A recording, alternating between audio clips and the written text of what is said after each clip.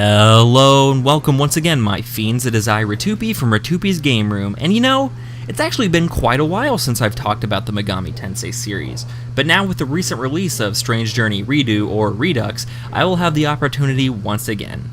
I'm gonna come clean here, guys. I honestly haven't beaten the original Strange Journey back in the day. I got about to the halfway point, and yeah, you can call me a casual if you want, but after the announcement of SJR, I thought it would be a good a time as any to finally sit down and beat the game once and for all. The one fear that me and other Megami Tensei fans had is that we were afraid that they were gonna turn Strange Journey into a super tropey anime-esque game thanks to the trailer showing off these animated cutscenes and the new questionable art style. But are these fears justified? And now that I have finally had a chance to beat it, what do I think? Well, that's exactly what we're going to discuss today. So, without further ado, let us take a look at Strange Journey, and by extension, Strange Journey Redux. Strange Journey is a JRPG that was released back in 2009 in Japan and 2010 just about everywhere else on the Nintendo DS. Strange Journey was a joint collaboration between Atlus and the studio Landcars, you know, the people behind the Etrian Odyssey series, and the game even ran on a tweaked version of the Etrian Odyssey engine. Strange Journey is notable for being the last SMT game to have the series artist Kazuma Kaneko doing the character designs, which fit that awesome Kazuma Kaneko aesthetic. The characters are a little bit more muted than usual, and the designs are a little bit more grounded in reality when compared to his previous works. But it fits the tone of Strange Journey so well that it's so hard to imagine the game without it. Except that's precisely what happened, but you know, more on that in a minute. The game is also notable for being the directorial debut of one of the future Megami Tensei staple developers, Eiji Yoshida. And man, was it a fantastic directorial debut. His previous roles in the Megami Tensei series was that of the chief designer for Nocturne, and it shows in some of the aspects of this game. The scenarios were also written by another series veteran, Shogo Isogai, who had previously worked on SMT2, If, and Nocturne. The whole concept of Strange Journey was to make a grand-scale adventure, but with a small development team. It was Kazuma Kaneko who suggested that the game be put on the Nintendo DS hardware. One of the key reasons why Kaneko felt it was necessary to put the game on the DS was that he felt it was perfect for the project because it had that portable aspect that would fit with the series' design philosophies. The game was originally intended to be a number entry into the mainline series under the title Shin Megami Tensei 4, but since the game didn't exactly fit the setting of the previous games, they decided to instead give it a different title. The title that they ended up choosing was based off of a documentary based on the band The Who called The Amazing Journey, The Story of Who. Kaneko and Ishida both agreed on the title Strange Journey, feeling that it really fit the tone of the game. This isn't the first time that the Megami Tensei series was named after a movie either. The game Shin Megami Tensei If's namesake is based off of a movie titled If. The primary focus for the development of this game was to make a hardcore experience for hardcore fans. This game also marks one of the few instances of an SMT game being developed with overseas fans in mind. The original concept was for the game to take place in New York City, a concept Kaneko loved since his viewing of the movie Escape from New York by John Carpenter. This idea, however, was canned due to the team wanting a more diverse and international cast of characters. This led to them setting the game in Antarctica, where a black hole-like entity called the Schwarzwelt appeared, where a team of soldiers and scientists from around the world would come together and help stop it from engulfing the planet. The setting was once again picked by Kazuma Kaneko based off of his love for another John Carpenter film, The Thing. The game's final iteration is based heavily off of the favorite films of the team. This includes the aforementioned The Thing, Damnation Alley, and James Cameron's Aliens. And if you've ever played this game before, you can definitely see where those inspirations are implemented. The music was once again composed by series veteran Shoji Meguro. Most of the music that he's composed for the series included contemporary genres like rock, pop, jazz, and even metal. Meguro truly wanted to flex his composing muscles in this game by taking a more orchestral and classical type of soundtrack. But believe it or not, Meguro almost had entire complete control over the music. The only condition Ishida had for Meguro was to compose the game as if it were a motion picture. This soundtrack in particular is fondly remembered and praised for its fierce and strong orchestral hits and melodies. The art and music alone carry the tone of this game, and thankfully for the release of Strange Journey Redux, nothing was really changed on the soundtrack except for the addition of a few new compositions, which fit right in with the rest of the soundtrack in my opinion. Some of my favorite songs on the soundtrack include Sorrow,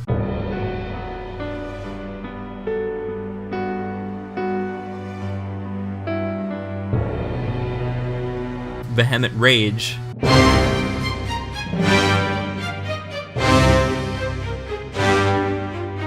Fear of God.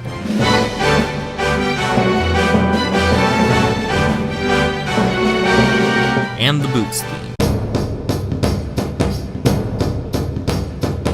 A remake of Strange Journey was announced in 2017 for the 25th anniversary of Shin Megami Tensei. The purpose of this remake was to reintroduce a new generation of fans to Strange Journey on the 3DS, while adding new story scenarios, a new dungeon, and gameplay tweak to bring fans new and old on board. This remake is highly controversial amongst fans for questionable change in art direction and UI changes. The art is seemingly traced over Kaneko's old art by a group of artists known as the Atlas Design Team, while the new artwork for the additional character Alex and the new demon designs were handled by Masayaki Doi. Personally, the new art by the Atlas Design Team is pretty wonky. The proportions are very questionable at times, and it kind of throws the whole tone of the original version out the window. Personally, I wish that there was an option to switch it back to the original art, however, there's not. By the end of the game, I definitely got used to the new characters and art and kind of stopped noticing it. However, it does suck that they chose to basically draw over Kaneko's art. It was perfectly fine and they could have kept it as it was. The art by Masayaki Doi, on the other hand, is actually not that bad. I personally have started to grow on Doi's style, and if you followed my channel for a while now, you know that I used to be a real stickler on him. But as time goes on, I truly appreciate the new demon designs and some of the new character design. So far, he seems to be pretty hit or miss with me. But let's be fair, Kaneko's art was pretty hit or miss in his early career as well. I fully expect Doi to reach the same level as Kaneko one day. The new demon designs for this game, like Zeus and Amon, are pretty good, I'm not gonna lie. But Alex's design is very meh. She doesn't really fit the tone of Strange Journey, I feel, but strictly on a design level. I'll get more to her actual character here soon. All in all, I feel like the art is very bland and it kind of waters down the tone of the game, but that doesn't mean you can't enjoy it. The new UI I will get to in a moment as well. But first, let's get to the gameplay. The gameplay is similar to SMT games of old, and what I mean by that is that it's a first-person dungeon crawler. You play from the perspective of the main character, who we'll just call Tom Cruise, and you explore a 3D dungeon environment, which is made up of a grid with tiles. You essentially move one tile per movement, and as you step on the tile, the map starts to form on the lower screen. There are many tiles that contain traps, pitfalls, NPCs, teleporters, or even just scripted events. Each dungeon has multiple floors, and they can often contain puzzles that you have to solve as you go along on your adventure. The puzzles are pretty interesting most of the time, but I will not lie that Sector E is one of the most annoying puzzles in all of Megaton in my opinion, comprising of a really long teleporter puzzle. And in fact, when I reached that point of the game, I wanted to pull my hair out. It was so draining that I had to put the game down for a couple of days. But once you get past that slump, the game really skyrockets in pace, and I felt more motivated to beat it than ever. The combat is your typical SMT fare, but with a twist. It is a turn-based game where you can exploit an enemy's elemental weakness, but what makes this game different is the fact that most demon alignments actually matter when composing a team. If your character is a particular alignment, it is wise to get a team that is also the same alignment. The reason for that is so when you hit an enemy's weakness, you can pull off a demon co-op attack, which is basically like an all-out attack from Persona. The way you can tell your character and your demon's alignment is by looking at the color of their names. White means that you're aligned with neutral, red means you're aligned with chaos, and blue means you're aligned with law. The alignments can be changed during dialogue segments of the game based off of the player's choices. Fusion is also back once again, where you can pick two demons and fuse them together to make a new one. One new addition to the fusion system, or rather the compendium, where all your demons are cataloged, is the password system. This game allows you to enter passwords into the compendium to be able to get any demon imaginable with any skills, any level, any skill points. Every demon has a unique password that can be used and put onto anyone's game. There are also some calculators online which could help you make the perfect god tier Jack Frost. But just be sure to pay a hefty amount of Maka for some of those more OP demons. Now, back to the UI. The game's original UI consisted of a blue border with a battle screen and your characters on the top screen, while the bottom screen was dedicated to your enemy's info. However, in the remake, the UI takes more after SMT4, which led to some debate in the fandom. However, I lean on the side that it's a bit of an improvement. Now, the bottom screen is dedicated to your team, and the top screen is dedicated solely to the battle. This makes things feel way less cluttered and organized in my personal opinion. In fact, the UI is probably one of my favorite aspects of Redux. I know some people might have a different opinion, and you know what, that's okay. The game also utilizes apps to help you on your journey to make things a little bit easier by providing support and by helping you open doors and such. REDUX, on the other hand, adds a ton of new sub-apps to help make the journey a little bit more easier for newcomers, which is perfectly understandable. And if you really don't want to make the experience easier on yourself, all the new sub-apps are entirely optional and can be easily ignored. The way to get these apps and the gear in the game is through Forma. Forma can be found throughout the map or by defeating demons. These formas are key to getting better gear, so be sure to pick them up while you can. Overall, the gameplay can be loads of fun and can definitely keep you on the edge of your seat. And while Strange Journey's dungeons can definitely be a pain, it is well worth it to see the game through to the end, especially with the new ending.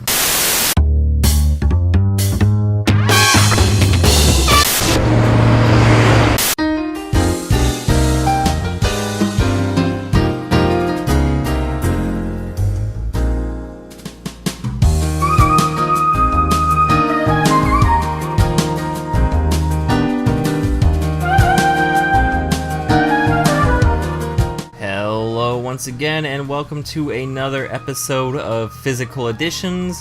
Today we're going to be taking a look at Strange Journey Redux and the original Strange Journey. Before we get to Redux, let's take a look at the original Strange Journey. Here I have the little box set that came out that you could get with the game. A lot of the DS and 3DS SMT games came with like this little box set deal that comes with like a little CD soundtrack sampler. And all that jazz. I have the one for Devil Survivor 2 and Persona Q. I do not have the one for Soul Hackers, unfortunately, but I really intend to get that at some point. But without further ado, let's just take a look at Strange Journey here. So as you can see, you just have the standard Demonica right there on the front with the Schwarzwald in the background. It also says that a CD is included on the inside, which is, you know, expected with this kind of box set. On the spine, I kind of opened it just so it'd be easier for me to get all this out. But on the spine, you have Bugaboo and just the logo with the Shin Megami Tensei logo right there. On the bottom, Shin Megami Tensei logo as well. Spine here, it's just Shin Megami Tensei SMT logo. And yes, this box is a little beat up. I got this used on eBay about 2 years ago, and it's a little beaten to crap, but hey, it's still a cool collector's item nonetheless. Here we have Jimenez, Zelenin, and Gore on the back. A little picture of the CD, some screens of the game, some information, you know, standard fare. Let's crack it open and see what's on the inside. Alright, on the inside we just have the actual case. It's pretty much exactly what's on the box, just in an actual DS case. We want to open that real quick. On the inside you have a cool little booklet manual. Just flip through it. It's colored pages, which I greatly appreciate. Gives you all the information about the dungeons and stuff like that. Interesting read if you ever just want to sit down and look through it.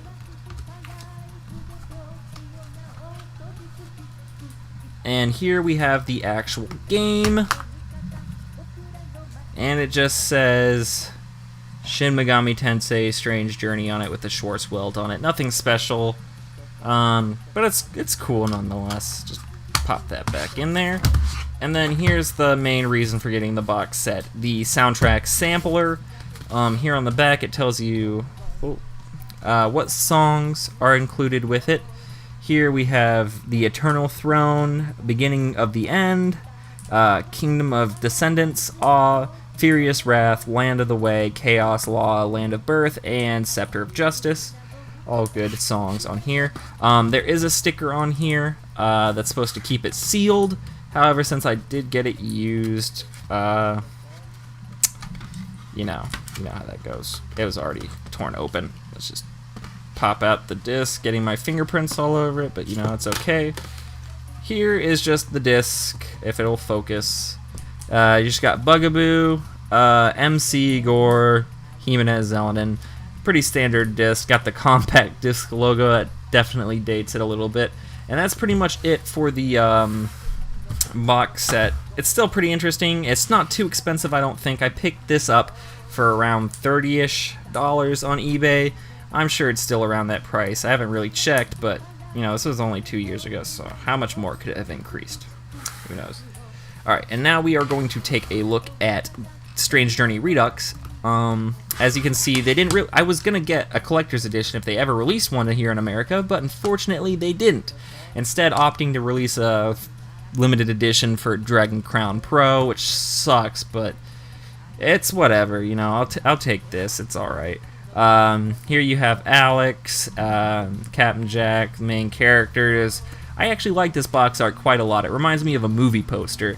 And then there's the controversy with Alex in the Japanese... there's the controversy with the Japanese version where Alex is holding a gun and pointing it at you, the person looking at the box, but due to like regulations and rules here in America, they had to instead change it to her reaching out. So, censorship in gaming, nah, that's just a joke, I don't really care.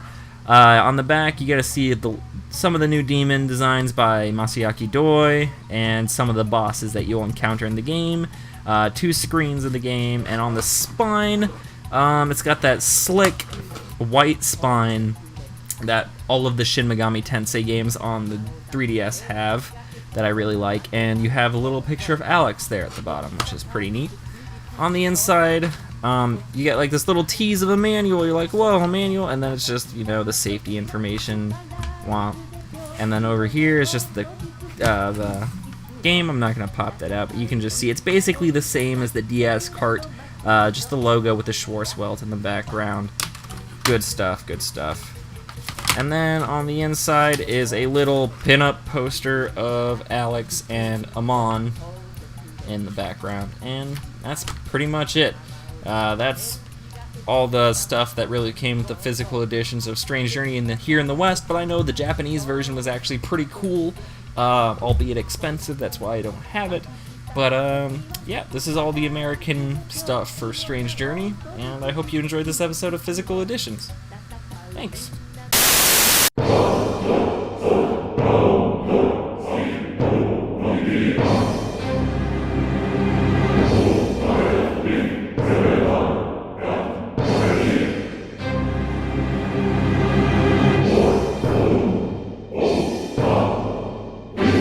The plot predominantly follows humanity's fight against the Schwarzwelt, which appeared to be some sort of black hole that appeared over Antarctica. It is your goal as the investigation team to go inside of it, figure out its origins, and how to stop it from spreading. You are a part of the armed forces on the ship called the Red Sprite, led by Commander Gore, and it is your duty to assist the scientists to put an end to the Schwarzwelt. Unfortunately, on your way to the Schwarzwelt, your convoy of ships is separated, and it appears that the Red Sprite is the only surviving ship to make it in.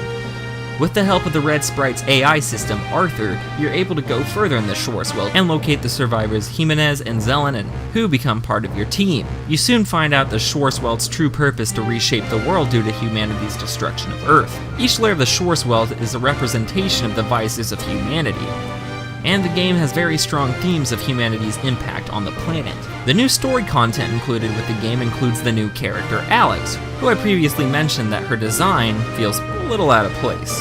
But thankfully, since most of the original team came back to work on Strange Journey, Alex actually fits in pretty well. And even if you don't want to deal with her, she's almost entirely optional if you choose to skip her stuff. Alex is a mysterious woman who has it out for you due to some mysterious thing that you did.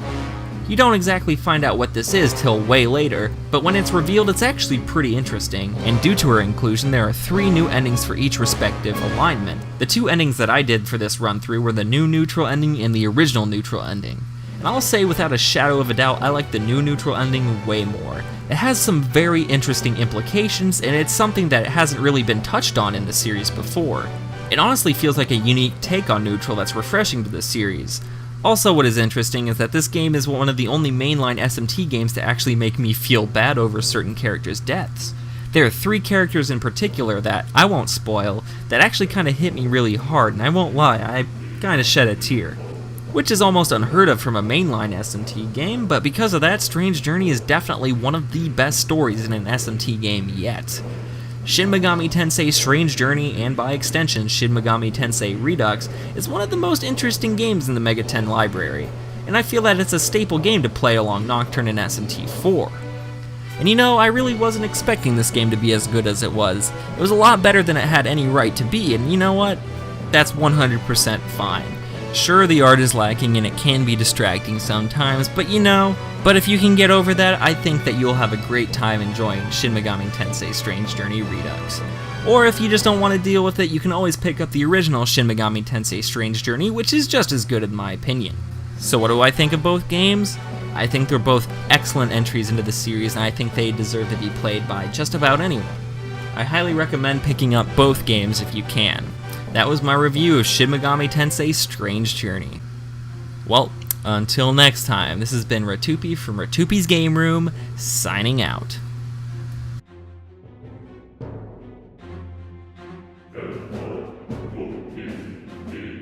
I thank you for being patient for this review to come out. I know it was very last minute, but this is the long game and I had to sink a lot of hours into it, so now that it's finished, hey, here it is. Better later than never.